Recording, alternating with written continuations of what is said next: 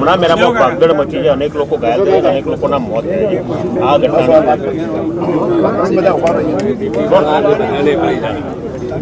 અમારી સંવેદનાઓ છે. મહાકુંભમાં ભગદોડ મચવાથી અનેક લોકોને ઈજાઓ અને મુશ્કેલીઓ પેદા થઈ છે.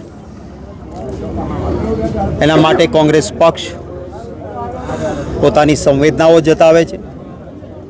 જ્યારે તમે માત્ર વોટ બેંક પોલિટિક્સ માટે, પ્રસાર માધ્યમ માટે, પોતાની પબ્લિસિટી સ્ટન્ટ માટે સરકારો ખૂબ મોટા પાયે ખર્ચ કરતી હોય અને બીજી તરફ ભગવાનના ઘેર કે ગંગાના કિનારે જનાર યાત્રિકની સુરક્ષા ન થઈ શકે, આ વ્યાજબી નથી. સરકારે આની ચિંતા કરવી જોઈતી હતી. હું આશા રાખું છું કે હજી પણ કંઈક ડહાપણ આવે અને માત્ર સ્ટન્ટબાજી માટે નહીં, લોકોની સુરક્ષા માટે પણ સરકાર પગલાં ભરે અને જે કોઈને આ ભાગદોડથી ઈજાઓ તકલીફો થઈ છે એના પ્રત્યે હું સંવેદનાઓ કોંગ્રેસ પક્ષ વતી વ્યક્ત કરું છું.